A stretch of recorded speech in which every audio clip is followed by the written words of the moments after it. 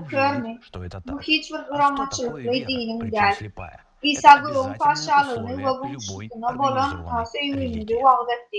Faydalı Иисус kılas olmak için проповедовал dine Mesih'in Царство bölümüne Небесное caylanmağına любовь ve к грешнику. direnmağına bolan Павел anamları проповедовал vaat только etti. веру в смерть, погребение и воскресение İsa Христа, необходимые для спасения. paşanın, Многие в церкви в то время не paşanın, только doktor отвергли проповедь paşanın Павла bu как ошибочную dostuna и ya da bunun için неправильную, olan но sevgini и vaat отвергли etti. его Pavel olsa полномочия апостола. Mesih'in dine Но ölüm фанатичный bilen Павел защищал свою сугубо yutuluşma личную adım версию etti. христианства. Şolda oradaki Снова и yanakların снова kıptı он dine подчеркивал, Pavel'ın что именно vaadlarının вера делает yanlış человека ona doğru праведным. ibret В etmeni. 4 İsem Resul послании hakkında римлянам Павел объясняет, что apostol подобно hakkında Аврааму, utuyarlığı обретшему emrettir. обетование Ama и fanatik kavul получившему Hristiyançılığın оправдание, yukarı şakası, любой человек, yukarı şaklı поверивший в görmüşün искупительную doğru. жертву Христа, Adamı doğru будет çilek yani opravдан. imanın varlığını Но и в gaytaladı. отношении к Rimlerin нам 4 изменится Pavel и vada нам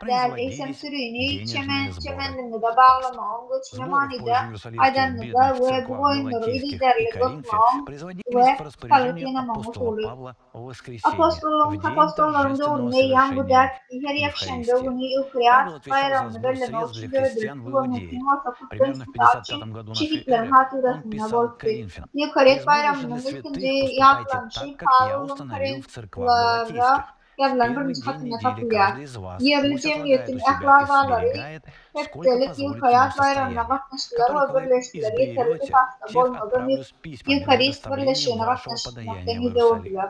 Год Vadat спустя kana Павел gidiyen написал, что uyandılar в dileyen. сборе Yani средств vadat участвовали kana Македония vadatta и bir Ахайя. bilgimsizden yağlı В целом ahırına довольно много çemildi. указаний Павла Doğadiler касается da именно kalmayan денег. vurfarların himmetli Послания к arkadaşlarını филиппийцам çıkarmalı. показывают, как Павел получил Ön деньги humaycısında от diýaly bu общины в dertli Филиппах sorun и bile теперь gelmeli. просит İnsanın еще. manysına dik Второе kötü послание kavuklarına Коринфянам ýöne bu практически mawzuk полностью посвящено aýratyn gödöňde вымогательству tutmaly. денег. Şonuň üçin bu И ýere вообще, все, что girme. имело отношение Önsümede к başga bir церковному dadygyny имуществу, tuturalyň. сбор Ýekşembe uny пожертвований, ýyp görýär, расходование näçin их и beýle makum управление destur ими bolup, имело näçin характер hemme ýere религиозный, ýygyderle основанный на gatnaşmak вере людей. agdaly. И Павел Sebäbi Eukaristdan обосновывал soň это ýekşembe служением ünleri sürden Иисусу. kılýan Павел alýardy. пишет о Galatia вспоможении we святым. Korintos Дело awadathanalarına служения сего Ýerusalimyň не только восполняет garyplarynyň скудость peýdasyna святых, но и ýönelýärdi. производит во многих Apostol обильные Pawelyň благодарения buýrugy Богу. bilen Ибо, ýekşembe uny видя опыт всего Eukarist bayramynda служения, baralygyny они geçirýär. прославляют Бога Pavel за Ýehuda покорность Pavel исповедуемому вам Евангелию Hristiyanlar için Христову и ferişteler за toplama искреннее için cevap verdi. общение с Tahminen нами 55. и со yıl всеми, молясь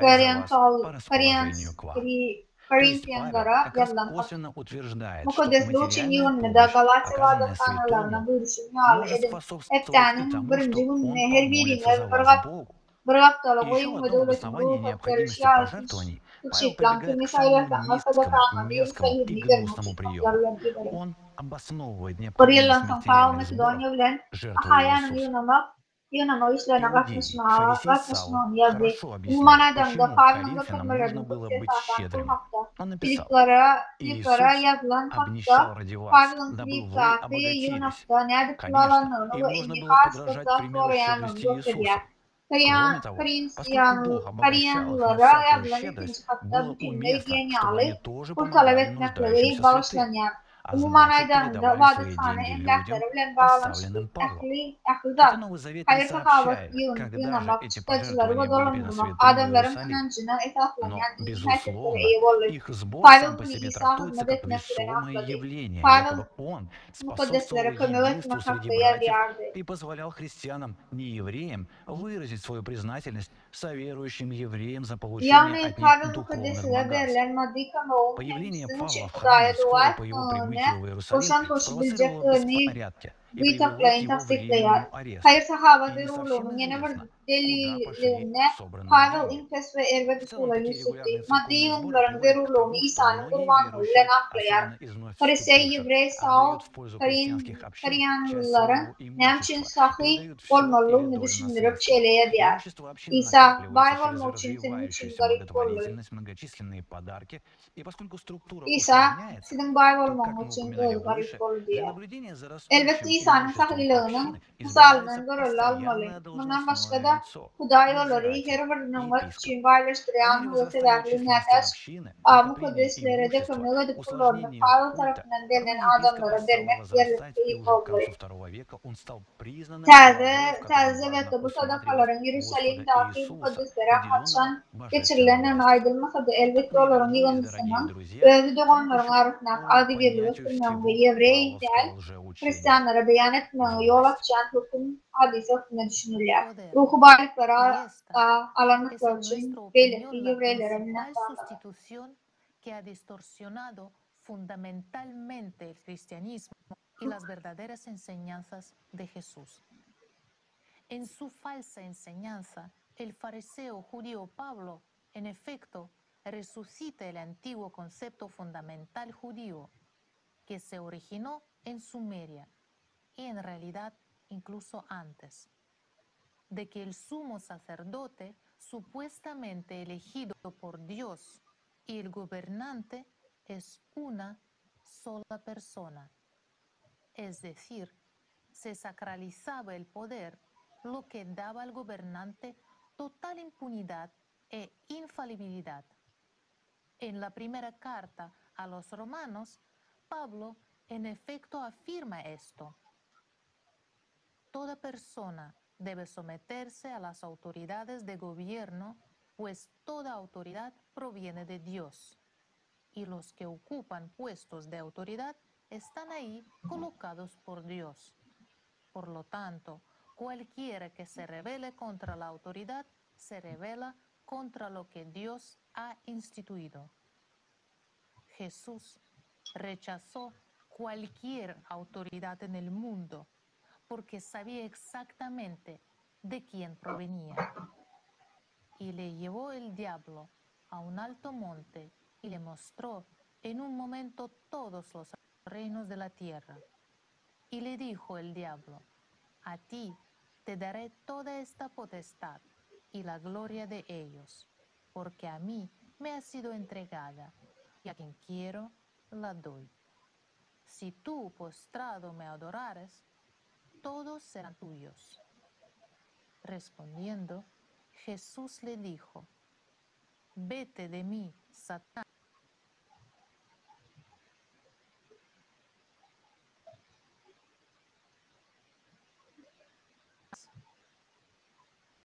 Jesús enseñó que toda autoridad en este mundo proviene únicamente de Satanás y que el diablo da autoridad a quien quiere.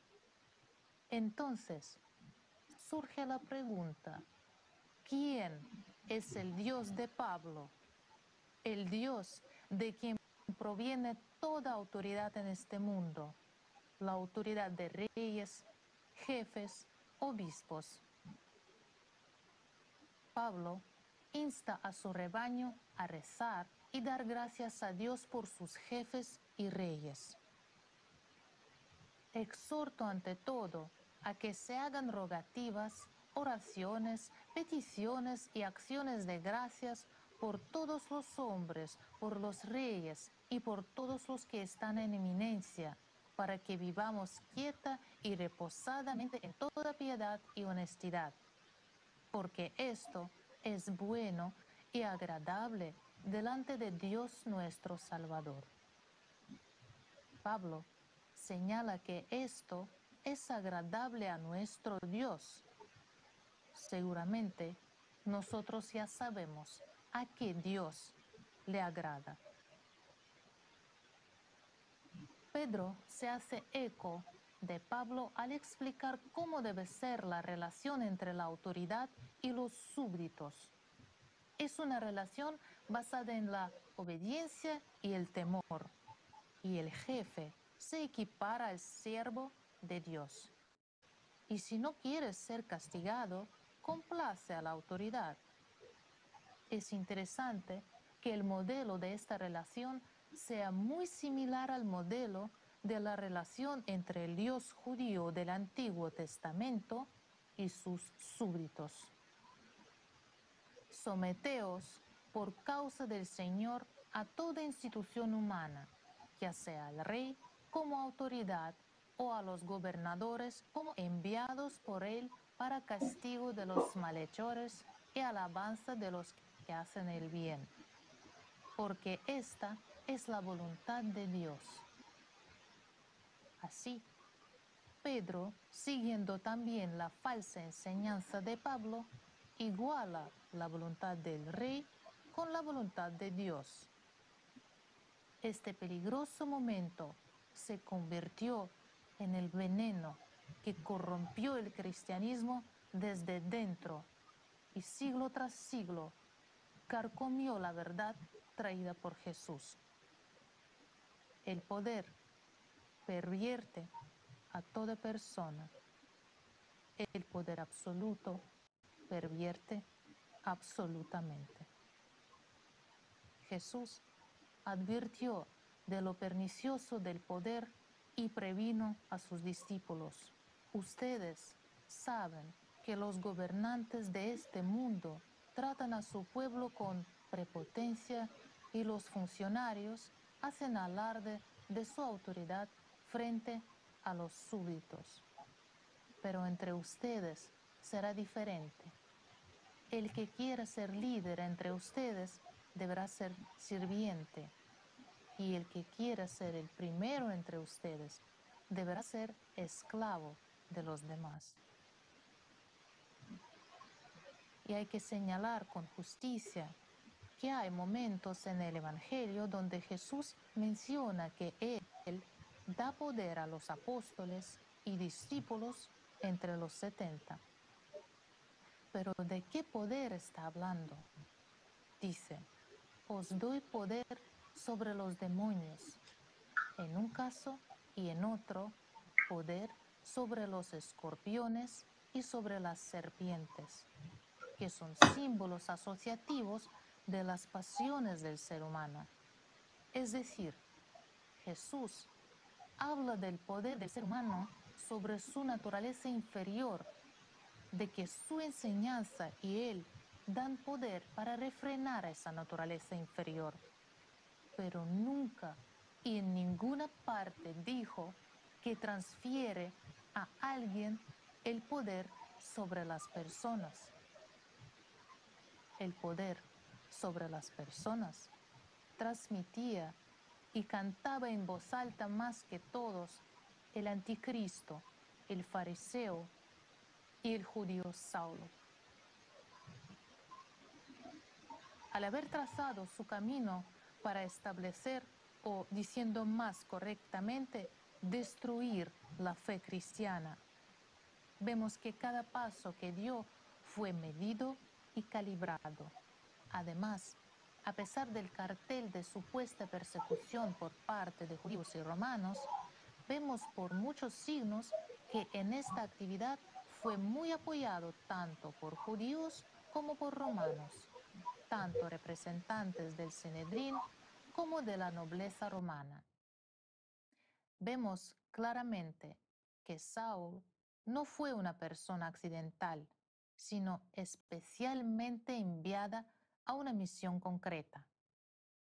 Solo que no por Jesús, sino por aquellos que crucificaron a Jesús, y a los que no les gustaba que las comunidades cristianas se desarrollaran delante de sus narices, cambiando la mentalidad de su rebaño, haciéndoles libres e independientes de la autoridad mundana de cualquier grupo de ancianos.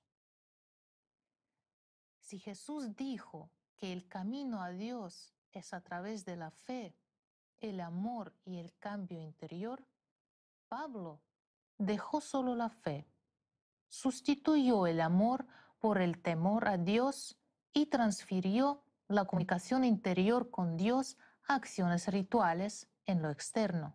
Eso es, en esencia, una vuelta al modelo del Antiguo Testamento y al Dios del Antiguo Testamento. Pero Jesús dijo, en el amor no hay temor, sino que el perfecto amor echa fuera el temor, porque el temor lleva en sí castigo. De donde el que teme no ha sido perfeccionado en el amor. Nosotros le amamos a Él porque Él nos amó primero. La tarea del fariseo judío Saulo era romper las alas de los pájaros que se estaban liberando y devolverlos a la jaula habitual en la que la humanidad ha existido durante 6.000 años. Piénsenlo, la religión más influyente en nuestro mundo actual, la que tiene el mayor número de seguidores, y qué gran mentira ha arrastrado desde el principio de su fundación. Y ahora está claro por qué en nuestro mundo hay tanta maldad, odio y mentiras. Porque aquello que debería haber luchado contra estas pasiones, en efecto, se ha unido a estas pasiones. Holmes Gore, en su libro Cristo o Pablo, escribió sobre este tema. Que el lector compare la verdadera norma cristiana con la norma de Pablo y verá una terrible traición a todo lo que el maestro enseñó. Porque la manera más segura de traicionar a un gran maestro es distorsionar su mensaje. Eso es lo que hicieron Pablo y sus seguidores. Y porque la Iglesia siguió a Pablo en su error, por desgracia, ha fracasado en redimir al mundo. Nos damos cuenta de que hay personas de denominaciones cristianas y miembros de obispados modernos empoderados por el Dios que tentó a Jesús en el desierto, que confíen en Pablo, y todo esto puede causarles un shock. Pero creemos que es mejor que una persona sepa ahora que es miembro de la iglesia de Pablo y no de la iglesia fundada por Jesucristo, que ir por la vida confiando en el maestro equivocado y siguiendo la doctrina equivocada. Después de todo, si tú has seguido la falsa enseñanza de Pablo, el asunto ahora concierne a tu vida eterna. Si tú seguiste a Pablo y él estaba equivocado, ¿estás entonces condenado a una eternidad en el infierno sin Dios? ¿O tú, en virtud de tu ignorancia, estás justificado y se te permite entrar en el cielo? Quizás el sacerdote te justifique, pero ¿estará contigo ante Dios para explicarle en qué te has equivocado? ¿No sería mejor admitir ahora nuestros errores para tener tiempo de corregirlos? Hoy, para nosotros, los cristianos, es el momento justo de admitir a nosotros mismos que nos hemos alejado de Jesús. Hemos seguido al anticristo Pablo y sus seguidores que nos dicen que toda autoridad viene de Dios. Pero toda la autoridad de este mundo es del príncipe de este mundo, Satanás. Él es quien dio la autoridad a Pablo. Los seguidores de Pablo van al infierno ellos mismos и nos llevan consigo. И нас ведут за собой. Desde tiempos inmemoriales. Испокон веков мы должны преклоняться перед ними и ждать следующего царя, которого, по их словам, нам Бог пошлет. Мы с вами видим, во что превратился наш мир. Войны, борьба, страдания, искусственные кризисы. И все ради денег и власти. И все те бесчинства, которые совершают последователи Павла, эти ритуалы Антихриста, каннибализм, педофилия, это тоже ради денег и власти единиц. Князь мира сего властвует и берет с нас дань, а мы даже не хотим увидеть это. Хотя сам Сын Божий так сильно верил в людей, в Его учеников. Иисус сказал: «Вы — свет мира. Не может укрыться город, стоящий наверху горы, и, зажегши свечу, не ставит ее под сосудом, но на подсвечнике, и светит всем в доме. Так да светит свет ваш пред людьми, чтобы они видели ваши добрые дела и прославляли Отца вашего Небесного». И если мы считаем себя истинными последователями Иисуса, то значит, эти слова обращены и к нам. Вдумайтесь, насколько сильно Иисус верил в нас. Он завещал нам делать добрые дела, быть верными Богу и любить друг друга. Давайте посмотрим на наш мир. Мы оправдали Его доверие? Нет. Мы не справились. Имея возможность идти за Сыном Божьим, мы пошли за Антихристом, сатаной. Кто мы после этого? Мы предатели Иисуса и к тому же лицемеры, потому что не хотим признать свое предательство. Разве мы не видели противоречий между словами Иисуса и тем, как мы живем? Видели. Но мы молчали, потому что это удобно. Это удобно не задавать лишних вопросов. А если мы ничего не сделали, чтобы отстоять истинные слова Иисуса, то какой от нас толк? В таком случае мы как та свеча под сосудом, которая потеряла силу. сейчас, в последние времена, у нас есть последний шанс доказать, что Иисус приходил не напрасно и не зря верил в нас. Доказать, что мы еще можем стать этой свечой, которая светит всем в доме. Для этого каждому придется честно ответить себе на вопрос, на чьей вы стороне? Мы с сатаной или с Сыном Божьим? Даже маленькая свеча способна осветить тьму.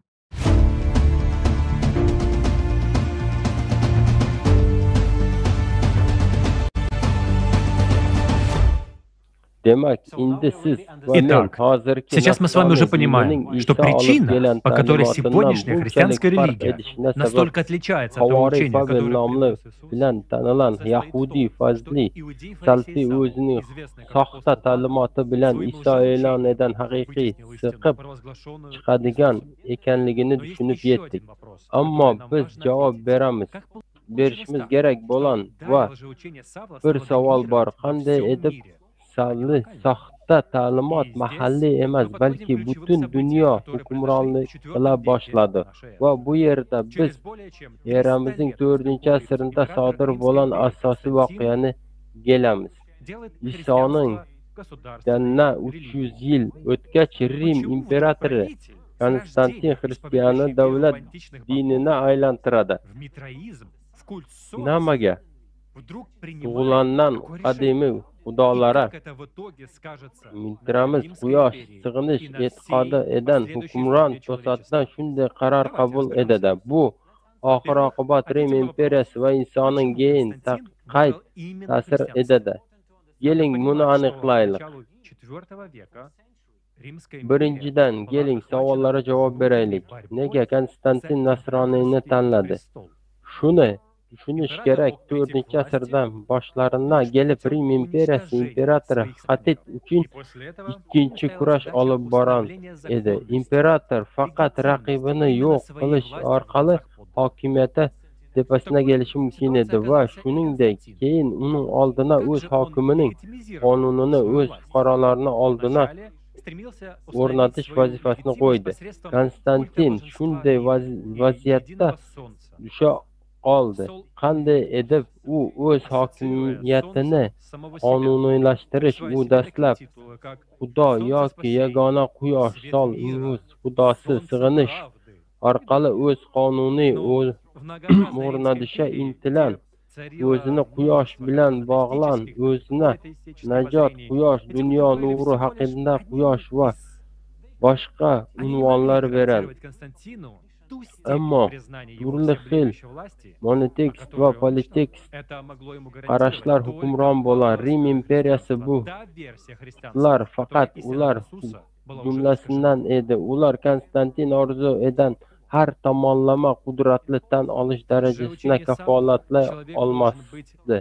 Bu unga faqat Pavelning nasroniyligi, ya'ni Isodan kelgan haqiqat allaqachon buzib tashlanib, nasroniylikning o'sha versiyasi kafolat mumkin edi.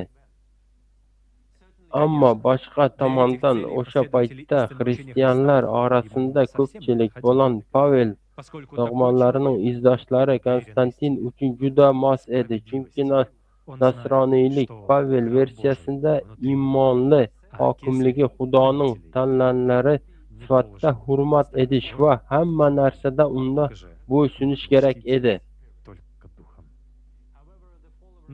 Zamonaviy nuqta nazarida Konstantin xristianlik siyosat va diniy vosita sifatida qaradi. U bilan imperiya turli elementlari yagona qudratli imperator Xudoning yordami o'rinbosari, ya'ni o'zining muqaddas hokimi ostida biriktira oldi. Bu shu imperator o'z harakatlari uchun Xudodan boshqa hech kimga hisob berishga majbur emas va uning barcha fuqarolari va uning qo'shinlari qattiq qasamyod bilan bog'lanishi va oxirigacha Xudoning o'rinbosarini ibodat edishi kerak edi. Faqat savol tug'iladi: qaysi Xudoning o'rinbosari? Qo'shinlar va ehtimol imperatorning o'zining ilohiyati g'ayr uning qilichlari charxlanan va shu bilan birga vijdonni tinchlar. Ular o'tmishda Iordan daryosi orqali Isroilga yo'l olgan va qanday sadoqatli ostida Yerixon devorlarini vayron edan Xudo Konstantinning g'alabasi uchun o'zining buyukligi va qudratini yaqqol ko'rsatishiga to'liq ishonch bilan jangga kirishadi. Qudratli jazovor Xudo uning o'rinbosarlarini bosh odamlarini o'ldirishda yordam beradi va qo'rqitadi.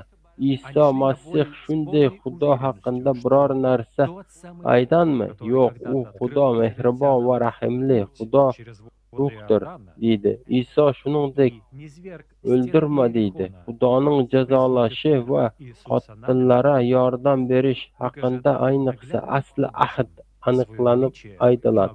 Konstantinning muqaddas jahon hokimiyati aynan mana shu Xudoning hokimini asosli etdi va bu dunyoda oliy hokimni kim berishini biz allaqachon juda yaxshi bilamiz. Shayton Rim imperiyasi davrida nasroniylarning tashkil sifatida shakllanishini aynan shayton hokimini asos bo'lganligi juda achinarli. Ammo Konstantinning aynan shunday hokimligi kerak edi. Uning Xudoning nomi imidji mustahkam uchun Konstantin Xudoni o'zidan vahiy olgan Muso payg'ambara Isoga tenglashtirdi. Ta'riflash va afsonalar yozishdi va bir asr o'tgach xristianlar tarixining muallif Fyodor Kristit Konstantinni havoriy bilan taqqosladi va unga juda muhim tasvir beradi. Konstantin eng oliy maqtovga loyiq hukmdordir. U ilohiy havoriy kabi odam tomonidan emas, inson orqali emas, balki Xudo tomonidan chaqirilgan. E'tibor bering, bu yerda ishlatilgan so'zlar Yahudiy farziy Shaul o'zi haqida aydan so'zlar bo'lib, agar u inson go'rman bo'lsa qanday etib havoriy bo'lishi mumkinligini taajjubga tushgan odamlarga tushuntirishga harakat edilar. U bu hokimiyatni hech kim orqali emas, balki bevosita Xudodan olgan tushuntirdi. Bundan chiqadi Xudo tomonidan tanlanganligining ushbu modeli Konstantinning o'zining namoyon etishi ayniqsa. Konstantin ko'p jihatdan Pavel Isoning haqiqiy tomoni yo'q edish va o'zini muqaddas va boshqalar ustidan buyuk haqqi dogmalar asosida diniy korporatsiya qurish ishlarini vosita bo'lgan. Oxir oqibat cherkov Konstantin azizlar orasida kanoatsiya edib va uni hayvonlar bilan tenglashtirdi. Uni Masih havoriylar bilan tenglashtirdi. Uni Masih shogirdlari bilan tenglashtirdi. Cherkov qanday qo'llab-quvvatladi?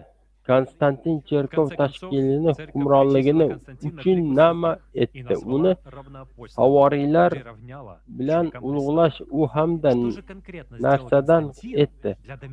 313-yilda u har kim xristian dinini hech qanday to'siqlarsiz erkin e'tiqod qilish huquqina ega ekanligini to'g'risida farmonini imzoladi. Shunday etib nasroniylar ta'qib qilish to'xtadi va ular Rim imperiyasining teng huquqli fuqarolarini aylandilar. Xuddi shu yil Konstantin cherkovlarning bir qismini solohlarni ozod etdi va 319-yilgacha cherkovlari soliqlari va davlat majburiyatlarini ozod etdi. 321-yilda cherkov ko'chmas mulk sotib olish va unga egalik etish huquqini beruvchi, shuningdek, cherkov foydasini vasiyat qilish imkoniyatini beruvchi qonun qabul etdi. Tabiiyki, bu chora-tadbirlar xristianlarning talablarini va Rim imperiyasining mavqeini mustahkamlash yordam berdi. Bugungi kunda har qanday bizning bunday sharoitimizda orzu qilish mumkin, chunki bu juda foyda edi. Aydancha ruhoniylar barcha davlat badallaridan ozod qilingan. So'ng ruhoniylar maqomi talabining haqiqiy gullab yashashi boshlandi. U shunchaki o'lgan edi. 320-yilda ruhoniylik qabul qilish cherkov yana farmon qildi. Ma'lumki, bu farmonda tashqari Konstantin xristian jamoalari rahbarlarini harbiy xizmatdan ozod etdi. Zadagonlari cherkovlari qurishga faol davlat etdi va imperiyaning barcha fuqarolarini xristian dinini qabul qilishga chaqirdi bilan chiqdi. Shuningdek, u cherkovlarning turli ruhoniy davlatlar pullar xayrla qiladigan o'z cherkov binolarini katta miqdorda sarflagan. Bunday xatti-harakatlar bilan Konstantin nafaqat xristian tashkilotining yagona hukmronligiga, balki uning o'ziga xos vakillarining hokimiyatligini mustahkamlasha olib keldi. Hokimiyat esa siz bilasizdek hech qachon ertali bo'lmagan. Организованная по примеру римского государства. И с этой целью в 325 году yuqorida aytib o'tganimizdek 4-asrgacha xristianlik bir xil bo'lmagan. U har birining o'zina xos aqidalari bilan turli oqimlardan iborat edi. Konstantin Rim davlati misolida tashkil etilgan yagona cherkov ham kerak edi va shu maqsadda 325-yil Rim imperatori episkop qurultoyni birinchi Yemukin kengashi chaqirdi. Bugungi kunda cherkov u yerda muqaddas otalar to'plan deb o'ylan afzal ko'radi, ammo u yerda episkoplar to'planishdi. Bundan tashqari o'sha paytda mavjud bo'lgan 1802 episkopdan attiga 318 tasi keldi. 4-asrga kelib episkoplar qanday bo'lganligini eslaylik va biz Nikayev kengashinda kim yig'lanini to'liq tushunamiz. Tarixchi Edvard episkoplarning har biri o'z suvidan go'rona itoat edish talab qilinadi. Tafsirli u o'zining suridan ustun qo'yadi va ular o'zaro raqobatlashadi va ma'lum bir mintaqada ta'sir o'tkazish uchun raqobatni rivojlantiradilar va ularning har biri o'zining birinchiligida manfaat etadi.